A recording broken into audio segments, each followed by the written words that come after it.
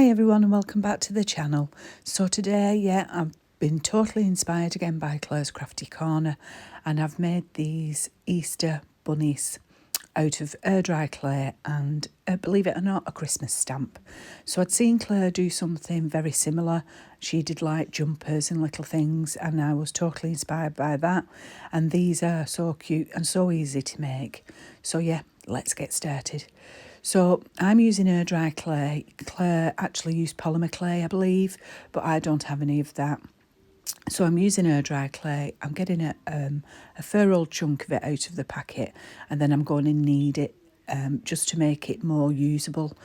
Yeah, I did buy myself a little rolling pin. It's actually an icing rolling pin that I got, I think, from the Works or the Range or somewhere like that. But it helps smooth out the dry clay to help me use it, to help the cutter go through it. So I'd got a little bunny cutter that was from the Works. There was a bunny and there was a little chick. I didn't particularly like the chick one, so I'm just using the bunny one, but I'm just using it to cut out the actual air dry clay once I've got it to a point where I want it. So yeah, these were £1 from the Works, so bargain, absolute bargain. So I just cut out some of the bunny shapes. Just be careful when you're picking it up, not to put your nails through it like I did, but you can always smooth it back down. So yeah, that's simply what I did. And then from there, I let them dry overnight. It actually took probably about 18 hours for these to dry because it's been really cold near me, and I've got a problem with my heating. So that's not working. So it's quite chilly in my house. But yeah, it should only take 24 hours. So once they're dry, then it's a time to paint them. So I'm just using acrylic paint. I paint over one side and the sides of them. Then I go in with the trusty hairdryer as we do. And then I paint over the other side. Now here I was thinking of where I could put the actual stamp. Like I said, it's a Christmas stamp, but you know, stamps are not just for Christmas, are they? And they're the only ones I've got, to be honest with you. I think I picked them up in the sale at the Range for like £1 or something, so they were a bargain. So I decided to use those. And I did 2 coats on both sides of the paint, drying them in between to make sure that they were actually dry, and just going round the sides just to make sure everything was covered.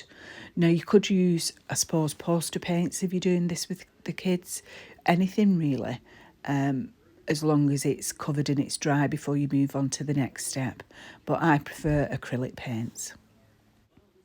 So once they're all painted, it's then time to use the stamp. So I got some white acrylic paint and I was trying to figure out how I could actually use the stamp with them. So in my wisdom, I decided that perhaps if I just stuck the stamp into the paint, it would work. That was a big mistake. I've learned my lesson on that one. So that just made it all gloopy and made it all go funny.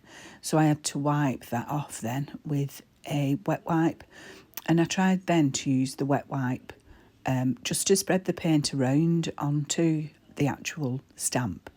It did work, but it didn't load it up enough. So you'll see I end up getting a sponge, and I use just a dabbing motion with a sponge, and that worked a lot better. I mean, I say it worked a lot better. It did take me 3 attempts to get it right, but I just wiped off the acrylic paint that was on the actual bunny. It didn't make any mess or anything like that. It did turn the bunny a little bit lighter shade of pink, but I didn't mind that. I mean, it's the first attempt of these, and I really like doing them. So as you'll see here, it didn't quite take. So that was with just the wet wipe. So then I got the sponge, and that loaded up the actual stamp a lot better. I mean, sometimes when I stamped it was a little bit too much of the acrylic paint, but that's fine. So I did it again, and then I realised I'd done it off centre. So I wiped it off again.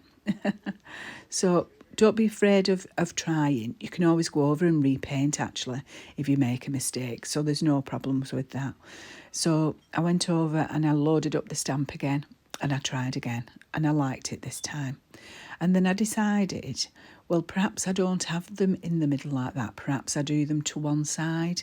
And then I could also include the ears, which I ended up doing. And I really liked that, how the result came out of that one, because it like made it so that there wasn't a big space of colour just sat there. It really looked nice once I'd done it, as you'll see here. So I'm just pressing the stamp down and then I go on to turn it round and I do the ears just on the corners. And I really do like it. I think it looks really pretty. What do you think? So while I was doing these, the plain ones, I thought to myself, wouldn't they be cute if you had a cricket and you could put on like baby's first Easter and things like that on them, like one for a boy, one for a girl. I just thought they would be really, really cute. I mean, I don't have a cricket, but I thought, you know, it would be a nice idea. You could put actually a little bunny face on them and just put on like the name of the baby and first Easter. I think they'd make a really nice gift for someone for Easter, especially at like a young baby, because you don't really buy them chocolates and things like that, do you? Easter eggs and things at Easter. So it would be really nice. And then it gave me an idea of what I could do for Christmas decorations, you know, making just a round and stamping them for Christmas. I thought that would be a good idea. So then once I'd done them on one side, I dried them off with the trusty hairdryer, of course, and then I just turned them over and did exactly the same on the other side, which meant that should they be hanging on a tree or anything like that, you see both sides of them, and I really do like them. Plus as well, the sides that I didn't particularly like the first attempt sides, it meant I could put them towards the back.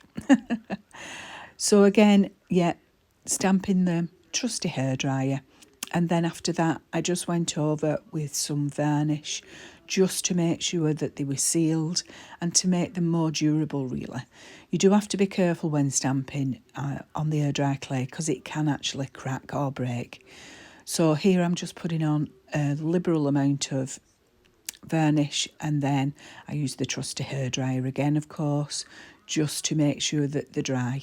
And then I did that on both sides and gave them both 2 coats.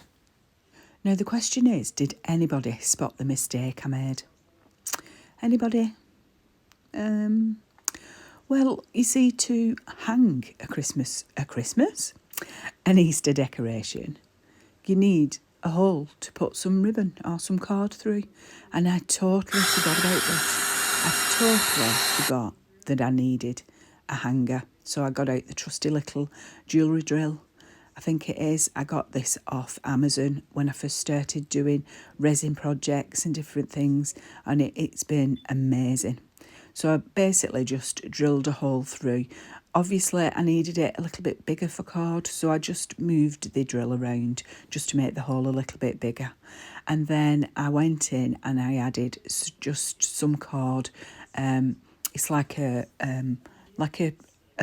parcel cord that I used. So I used that just to make a hanger with it.